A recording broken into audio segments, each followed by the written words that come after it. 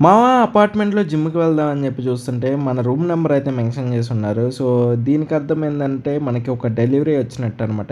ఈ డెలివరీ ఏంటిదో నాకైతే అర్థం కాలేదు. సో, నేను అది పట్టుకొని జిమ్‌కైతే అలాగే అయితే ఎళ్ళిపోయాను. లోపలికెళ్ళి ఓపెన్ చేసిన తర్వాత నాకు అర్థమైంది ఏందంటే, మన డీజే డ్రోన్ రిప్లేస్‌మెంట్ కోసం పంపించాం కదా! సో, ఆ డీజే డ్రోన్ రిప్లేస్‌మెంట్ అయితే మనకైతే వచ్చింది. ఫుల్ బాక్స్ ప్యాకింగ్ అంతా ఇలా అయితే ఉంది. అండ్ లోపలైతే మనకు బ్యాటరీస్ అయితే ఇచ్చారు. బ్యాటరీస్‌తో పాటు మన పాత డీజే కంట్రోలర్ ఇచ్చారు. ఎందుకంటే దానికి ఏం డిఫెక్ట్ లేదు కాబట్టి. మనకు ఓన్లీ డీజే మాడ్యూల్ కాబట్టి దానికి ఒక్కదానికి రిప్లేస్‌మెంట్ అయితే ఇచ్చున్నారు. సో, ఇది మొత్తం కొత్త డ్రోన్ అనమాట మనకొచ్చింది. సో, చూసుకోండి సీల్ ప్యాకేజ్ అయితే ఉంది. ఇంక మొత్తం అన్ని పక్కన పెట్టేసి మనం వర్కౌట్ చేసుకుందాం అని చెప్పేసి నేను వర్కౌట్లు చేసుకుంటా అయితే ఉన్నాను. ఎందుకంటే కొంచెం వచ్చినందుకైనా యూజ్ అయితే ఉండాలి కదా! ఇదంతా హోమ్ వర్కౌట్ జిమ్ అనమాట. మా అపార్ట్మెంట్‌లో అయితే ఇలా జిమ్స్ అయితే ఉంటాయి. ఫుల్ వర్కౌట్ చేసేసి ఇంక ఆత్రం అక్క కిందకైతే స్టార్ట్ అయితే అయిపోయాను రూమ్ దగ్గరికి. రూమ్ దగ్గరికి వెళ్ళిపోయి బాక్స్ వెంటనే ఓపెన్ చేయగానే మన డీజే డ్రోన్ మామ సూపర్ క్యూట్‌గా అయితే ఉంది.